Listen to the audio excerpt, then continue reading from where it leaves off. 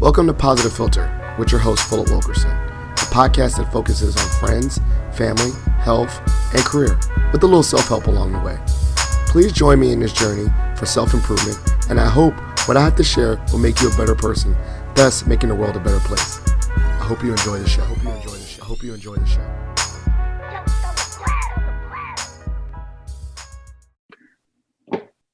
Hello, ladies and gentlemen, boys and girls. This is Philip Wilkerson back with a special episode of the Positive Philter. If you've been a listener to the podcast, you've seen this good brother, listened to this good brother before. It's my good brother, DeGeorge Griffin. But we have a special charge, and we kind of have some urgency, the urgency of now, and we're doing a podcast in relation to voting. I think that using this platform, Positive Philter, as a voice for change and advocacy is something important to me. And so I have my good brother, DeGeorge, on here, who is the co-chair of our Voteless People, Hopeless People committee for our chapter of Alpha, to talk about the importance of voting. But before we get into that episode, DeGeorge, for the listeners who didn't hear the last episode that we did together, give a little bit of an introduction of who you are. Yeah, thanks for that, Phil. I'm really excited to be talking to you again and talking to your listeners. My name is DeGeorge Griffin. I'm a member of the Theta Rho Lambda chapter of Alpha Phi Fraternity Incorporated with Phil Wilkerson. Really excited to be talking to you today about voting and why it's important to vote and the importance of this election, particularly here in this consequential year 2020. In the previous episode, I was on here to talk about writing my first book that I've been working on finding your purpose. So, and kind of the secrets I've put together in terms of things that you can help you find your purpose. So would love to kind of expound upon that potentially later. But today, here to talk a lot today about voting. So really excited to get started here. Well, thank you. So, I mean, just to throw a little question, right? Do you remember the first time you voted? I took some of these questions from, I did a panel about voting with the GMU and JMU Black alumni chapters. And these questions were made by Kayla Parson, who is one of the board members for the JMU Black alumni. So I got to give her a shout out for some of the questions she wrote for that panel that I thought were really good for us. But one of the things we did bring up was, when was the first time you voted? Do you remember your first election that you participated in? And what did it feel like? My very first time voting was right in, I believe, the 2004 presidential election, and on the primary season leading up to it when I was in college. So I was super excited. In that particular election, I was supporting Howard Dean at the time. He was running for the presidential slot. Of course, he unfortunately lost it in the primary. And then, of course, John Kerry ran against George W. Bush in that election. So that was my first time voting at the presidential level. First time voting, actually, since I was 20 years old at the time. So I was really excited to be able to cast my vote and to kind of let my voice be known.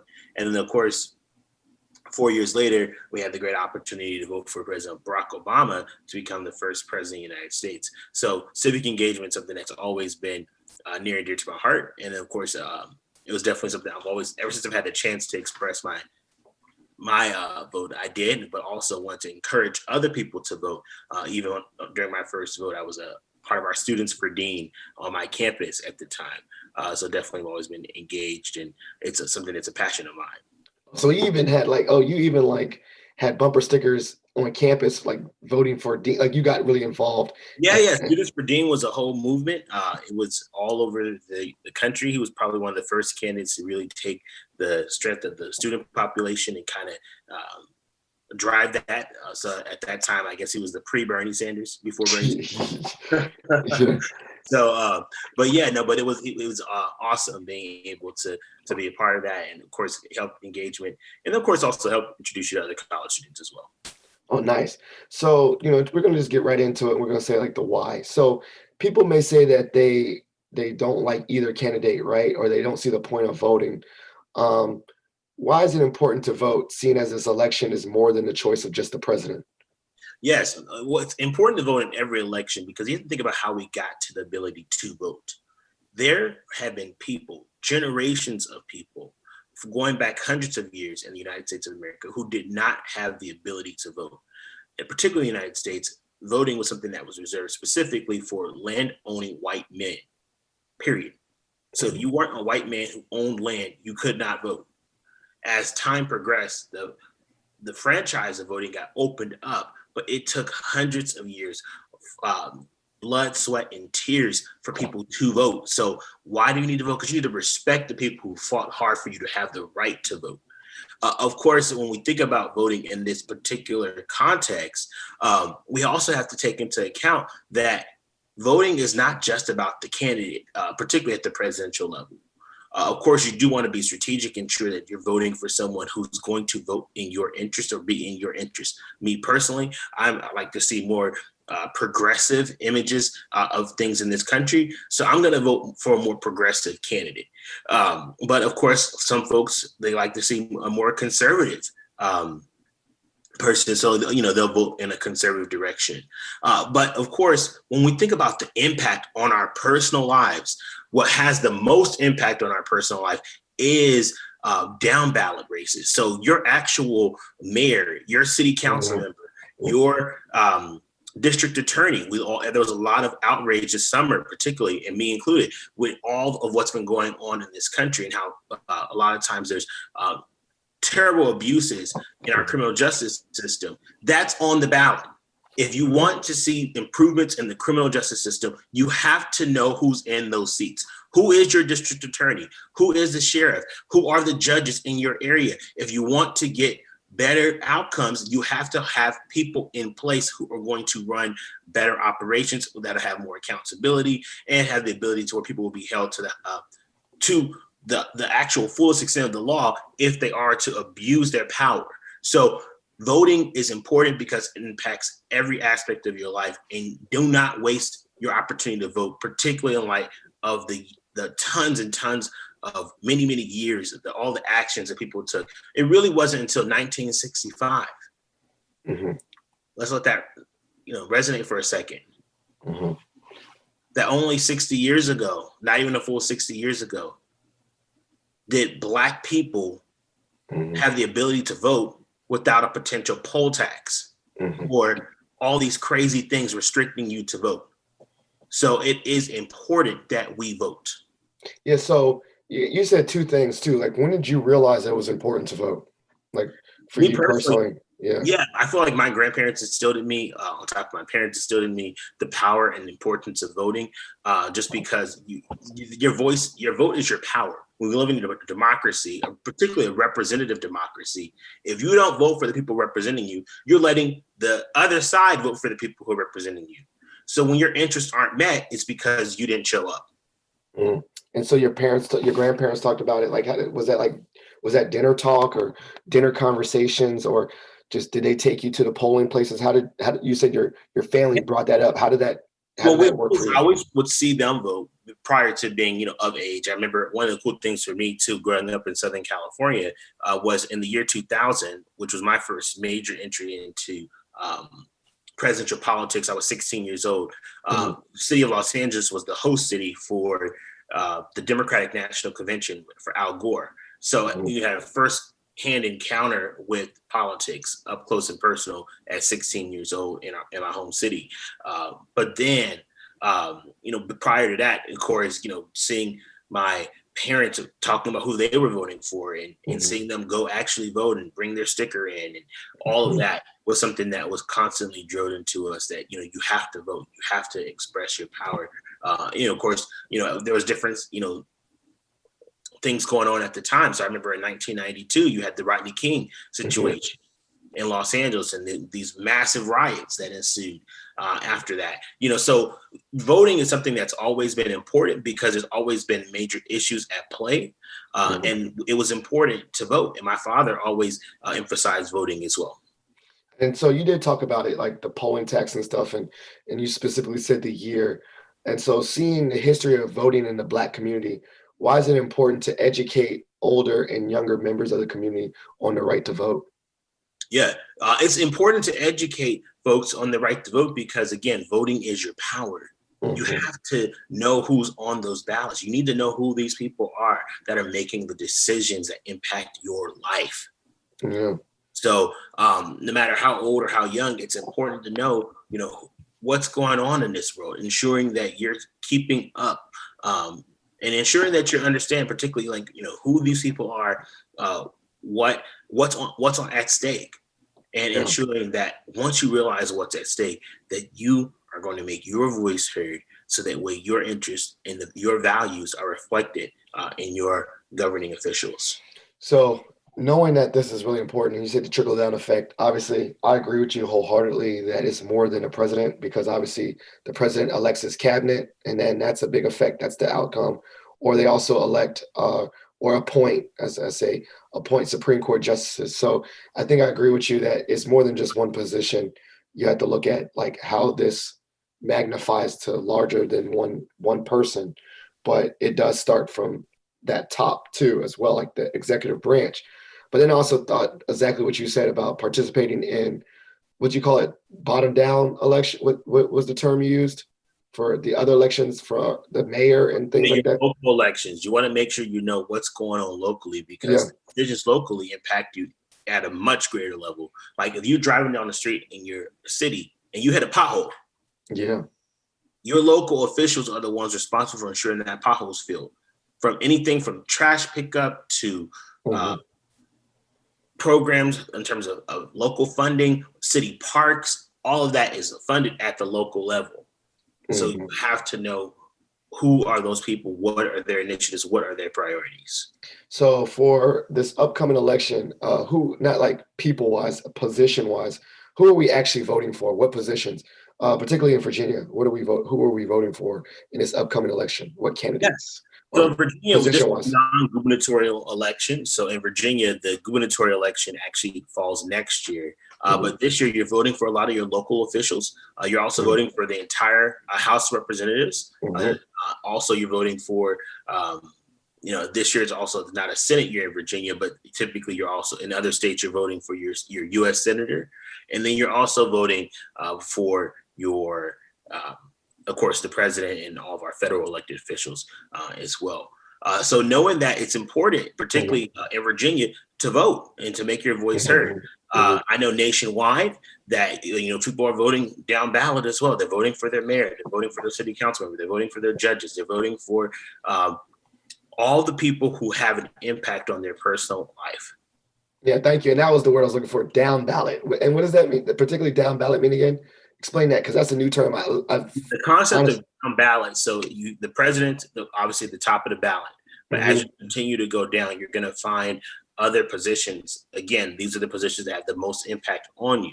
So hmm, folks like your district attorney, folks like your um, county officials, who's in hmm. charge of the county that you live in. It's really important that you know who these people are, because they're making the decisions that impact you on a day-to-day basis. I love it. So, I mean, I'm not trying to put you in your spotlight. How familiar are you with the amendments that we're voting for in this upcoming election? And then, if you are really familiar, why are those important as well?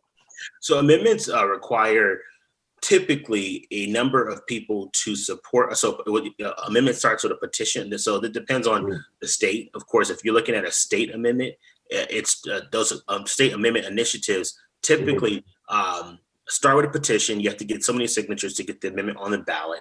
And then a lot of things are done via amendment. I know I live in the District of Columbia. So in DC, mhm. marriage equality was passed through a voting amendment. Okay. Legalization of marijuana was Mhm. passed through a voting amendment. These initiatives were on the ballot, and they gave the people the ability to uh, express their views on this topic, and of course, enable the citizens to be able to make changes, particularly changes that their particular state legislative body might not make. So, like, I'm just curious. Like, I know they're really lengthy, and sometimes if you don't do the research, you just go in there and you check yes or no, not knowing the impact of these amendments. Do you know a good reference of where you should go to kind of do the reading before you pick Yeah, the amendments? well, Because that catches me. That yeah, caught me off guard.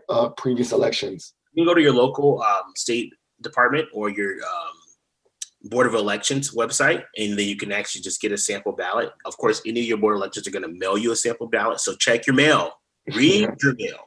Because there are sample ballots. There's could typically be a voter information packet that's sent to you in the mail prior to the election. If you read that, you'll be educated on what's on the ballot for that upcoming election. So you just can you just say, I mean, is it as simple as saying Google like sample ballot 2020 in your area and you'll get that? It needs to be within your specific area. So, like your district, board of elections, your state board of elections, your local board of elections. So if I type in Virginia Board of Elections, I should be able to see that? Whatever city you live in or whatever city. Okay, gotcha. You need to go to that particular city or county and type in Board of Elections. And then from a state perspective, they also have your local state department, which runs elections. So your Secretary of State for the state of Virginia is the person who oversees all elections in the state of Virginia. Got it. Okay, cool. So like, who's eligible to vote in elections and how do we become aware of this? So you need to be 18 and older in the United States to vote. And then also you need to accept, you cannot be a convicted felon who is currently serving time. In some states, they restrict once a person has been convicted how long they have until they can vote. I know, particularly in the state of Virginia, as well as in the state of California and a number of other states in the United States, and including Maryland as well. You do not, after you've done your time, you can apply to vote, and you will be reinstated as a voter. Yeah, so I particularly brought this up. I remember because a lot of people use that as an excuse, like, I have a felon. You can, I think, write the Commonwealth Secretary of the Commonwealth in Virginia. It's an application process. You send it off, and you can get your citizen rights back again. But it's everything but owning a firearm. But you can get the right to vote, serve on jury duty, or even run for election as a felon if you get your rights restored. So that's cool. What changes are during this upcoming election because of COVID should we be aware of? Like what has changed in this upcoming election due to COVID? So what has changed in the upcoming election due to COVID? Like the process, like what's new because of COVID? Yeah, so a lot of people this year, because of COVID, are actually voting absentee via mail. So where you get a mail-in ballot. Of course, I would say this particular year, please, if you are voting via mail, or by absentee, do your best to not put your ballot in an actual mailbox. We were talking about that Board of Elections. Each Board of Elections should have the ability to have a drop box that's a governed body that is for mail, that is for ballots. So it's like taking your ballot to the post office, except you're taking it directly to the Board of Elections to their specific box that has ballots collection in it. Please use that to ensure that there's no funny business with the mail. I know we've already had reports in the state of North Carolina that some ballots have been being returned to sender. We don't know exactly what was going on with that, but it further illustrates the point that particularly this year, what a lot of people voting absentee or voting by mail, that they need to ensure that those ballots are counted. So take them to your local Board of Election. By voting absentee, all that is ensuring is that you have let the state know that you would like to request a mail-in ballot. That's something that's completely legal. The current president of the United States has voted absentee in a lot of different elections, including his family, and a ton of members of the cabinet have also done that. It's something that people have been doing for a long time. Particularly a lot of our military officials, when they're on deployment, are still voting absentee. So ensure that your ballot is counted. Additionally, do be prepared that polling places all of them might not be open because of COVID. There might be less polling places, specifically because of poll workers and them trying to do social distancing. So if your state allows for early in-person voting, please check out being able to vote early in person as well. That's actually my preferred method. I would say super high risk people should vote absentee. If you're not high risk, then vote early in person. And then if you can't, if you just want to participate in election day on the day itself, then you can go on election day to your polling place, make sure you go online to figure out to make sure your polling place has not changed again because of COVID. Every polling places might not be the same as they were, let's say 4 years ago. So make sure you know where your new current polling place is. And then of course, try to get there as early as you can because the lines might be long as this year will be a very, hopefully this year. So we want to ensure with it being such a consequential election, you do not want to be sitting in line for 4, 5, 6, 7 hours to vote. So ensure that you are trying to aid vote early. If you're high risk, vote absentee, but take it to the Board of Elections. Then of course, if you can't do any of that, at bare minimum, show up on election day. So how do you find your polling place? So you can go to, there's a website called iwillvote.com. And if you type in your address, it will show you your polling place. And so additionally, is that the same place, iwillvote.com? Was that also where you can get registered to vote? Yeah, iwillvote.com has it's a one-stop shop for a ton of resources, whether you're looking for a polling place, whether you're looking to get registered. Registration deadlines are coming up. Registration deadlines have passed in certain states. So you need to make sure you know what your local registration date is. I know in Virginia, in the Commonwealth of Virginia, the last day to register is next Tuesday, October 13th. But of course, and I believe that's also the last day to register in the District of Columbia as well. But the District of Columbia does allow same day in-person voter registration on election day. So again, be mindful of the laws, but iwillvote.com will allow you to know when you can specifically register to vote in your exact jurisdiction in which you live. So, and just kind of the last question I have for this podcast, just what if, taking it to the next level, besides just voting, how can we as people volunteer to help or really make a difference beyond just voting? Of course. And how you can really volunteer to help is to get involved. So if you know which particular candidate you're leaning toward, go on their website, get registered, find out who's having events. Also, there are tons of different organizations that are actively involved. So like the National Association for the Advancement of Colored People, the NAACP, they are doing a ton of voter registration efforts nationwide. The National Urban League is doing a ton of things nationwide. There are a lot of community organizations that are out there on the ground trying to get people to register to vote and ensuring that they're getting to the polls. So again, you can either volunteer directly through a actual campaign. So, there's two really interesting candidates running this year. One I like, me personally, but make sure you're getting involved with the campaign, knowing where they're having visibility. Other ways to get involved is to actually do things like making phone calls. So you can phone bank to ensure that people are either getting registered or ensuring that they turn out to vote. So they're making a commitment, making their plan to vote. Also, things you can do that's also really simple. It's just posting on social media at a regular cadence of reminding everyone in your network, do you have a plan to vote? Can I help you? Do you have a ride to go vote? Do you know what time you're voting? What day are you voting? Make your plan to vote early so that way you're not waiting to election day and being bamboozled or surprised when they have ridiculous lines. So yeah, make sure your voice is heard. Your vote is your power, and you got to get involved this year. Now, they did bring up my last question. So what if you get to the polling place or something and something seems off? What should you do if you suspect that something is awry or not fair in your voting process?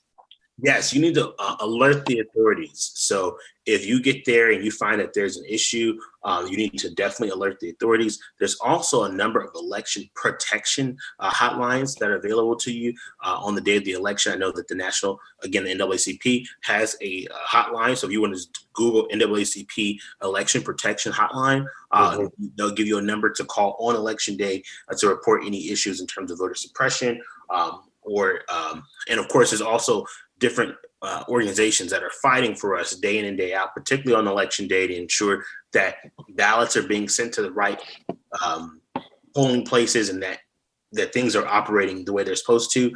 There's also the Lawyers Committee for Civil Rights that's actively on the ground, ensuring that there's no funny business in terms of, I know particularly even just this earlier this year in the Georgia primary, there was all kinds of crazy things going on, shenanigans, people having to wait, 4, 5, 6 hours to vote.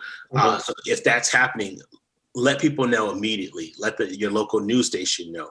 We need to make sure that we shine a light on voter suppression because it's real. And that's the only way that some candidates can win is because they are able to discourage the vote. And we can't allow them to discourage our vote. That's why we have to make a plan to vote early and to ensure that you get everyone in your circle to vote as well. Oh, thank you. And that's really helpful because I think that's something also we need to be aware of. So, hey, DeGeorge, we still got the tradition of shot for shot. So you get to ask me any random question. I get to ask you any random question for this episode. So what do you want to, you go first or I go first? Well, what's your plan to vote, Phil? Have you and your family decided? Yeah, I'm just going to do it the day of. I plan to go the day of and just wake up really early. I get up early anyway, like 5:30 or 6. So I'm assuming I'm just going to go first in line and then trade with Maggie and watch the boys. We, wear a mask. I'm pretty sure our polling location it's not going to be, it's not in the city, it's in the suburbs. It's not going to be astronomical. I'm assuming that even if I get there at 6, I'll probably, at worst, 45 minutes to an hour, which I'll just have my phone and just scroll or something. I don't know, but I think what my understanding is, and correct me if you think about this, like I did the first Obama election, like super early, like 6 o'clock, like really first person in line, just walk there. Cause I could walk to the elementary school. It wasn't too bad because like 6 a.m. is not really a crazy time. No one wants to get up that early. I think the high times to think about is what, like right before work, lunch, the lunch break, and then right after work are probably the craziest times in the day. So what are your thoughts on that? Yeah, I definitely think for folks who want to take part on election day, voting early, like you said, is a great thing to do. Me personally, I would say in person, if your jurisdiction offers in-person early voting, that's just as good as voting on election day as well. Yeah, I don't know. I just want to see my thing go to machine. I don't know. I feel like I already set that plan a long time ago. So now there's no excuse. Set my alarm. And it was just like, as you said earlier, it's like, I almost thought about this in my mind so early. Like now I'm just set. Like that's what I'm going to do. Yeah. So I like that. All right. So you said you got involved with that Howard Dean, Students for Deans, right? And so political engagement has always been your thing. Where do you see the future? And this is randomly, where do you see the future of political engagement? I see a lot of like how more and more people are using, you spoke about it, about social media and reach and outreach. I mean, just in general with political involvement, the question is, do you see it increasing? Because as we know, like what was it, only 60% of eligible voters voted or vote? They're just not really actively thinking about it. Do you think that the future of elections is going to be different because it's like, as you said, it's like you can canvass now. You don't have to leave your house to be participating. What do you see the future of political involvement in the community? Yeah, that's a great question. I think I hope that the future of political involvement is more people engaged. I mean, we're in the middle of a pandemic. We're in the middle of a pandemic because the current occupant of the White House lied to the American people, knew back in January that impending crisis was coming, did not tell us about it, lied about it. Over 212,000 people are dead.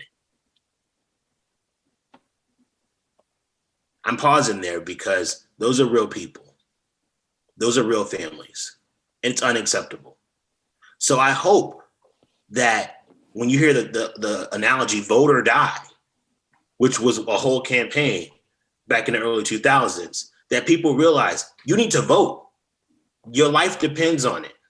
So I'm hoping that the level of engagement this year is at an all-time high and that we continue to know that we have to vote. If you're going to go protest about someone getting choked in the middle of the street, which we all are disheartened to see that, if you're going to protest about people getting shot up in their apartments, people being pulled by the cops and dying, you need to impact change. To impact change, you need to get people in positions of power who can impact change on your behalf. We live in a representative democracy. So you need to make sure you know that who's in there, hold them accountable every election. Vote. I also was thinking about the second part of political involvement too that you just said is getting elected officials is the diversity of who represents us. So hopefully with this new wave, we see more people of color and women and just more diversity within the political system. I don't know. That was just my caveat because you said that, like, not just voting, but I think also like seats at the table. So hopefully moving Yeah, forward, running for office too. If you feel that the candidates suck, we all have our moments where I can't stand any of these candidates. Then you know what? Then maybe it's your turn to get in the fray yourself and finding out what it takes to run for office, getting those signatures, getting on the ballot, and letting people know your platform. And then once you get in there, do the best you can to not suck. Yeah, to be the change and not be so. Thank you so much, Georgia. I think we got a lot of information. Obviously, this is super important. That's why I reached out to you to do this expedited and with some sense of urgency. I think that just talking to you and having you as a resource to me, you saw like before my panel with the JMU, I had text you because I knew that you had a wealth of knowledge in regards to elections and just the political system, and it was just good. Like I can ask you questions without feeling embarrassed, because I know a lot of people think that they're embarrassed when they don't know a lot what's going on. But some people just learned earlier. And so I appreciate you for helping me learn some things and show me where to go. I appreciate it. For sure. So this is the last part of the show. Would you like to do shout outs and plugs? So anything you want to shout out and plugs. So things you're working on and all that. Yeah, continue to if you can follow me on social media, I can be found on LinkedIn, on Facebook, as well as on Instagram, all at DeGeorge Griffin. Still working on my book. Really excited about that coming out next year. Decided to go ahead with the pandemic to go ahead and just push that off until next year because no one could travel. So I'm gonna need some time to be able to actually get on the ground and introduce it properly. And not virtually for it to be a success. So definitely looking forward to that next year. But also so those are the biggest plugs I want to put out there, shameless plugs, I should say. But in terms of shout outs, definitely always just like shout out Theta Lambda, chapter of Alpha Fraternity Incorporated. Shout out to just a really great support system and all that good stuff as well. Well, thank you so much. So listeners, please take this with a sense of urgency. Please get out and vote. Please register to vote. I'll put some of these links in the show notes, particularly, just where you can find your polling location, some of those links, as well as just some things to keep you informed. Obviously, political engagement is very, very important. As alphas, as alpha men, first of all, we vote. So we take this very seriously as well. So please get out there. We need to have 60%. If you take a test, that's still not passing. We need to get that percentage of political engagement up. We need people to vote. We need at least 80%. I don't know, shoot for, I ain't gonna see 100%, but at least something higher than 60, right?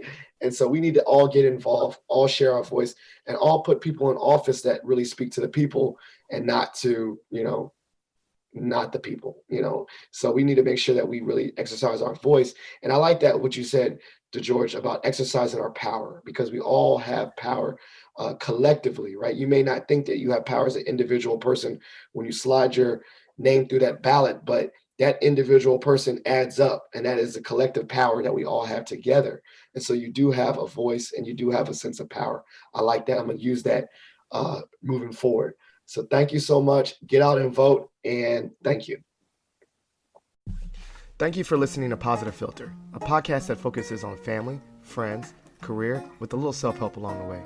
If you enjoyed this podcast, please share it with your family and friends, and like the Facebook page, Spreading Positivity of Movement. Thanks for listening.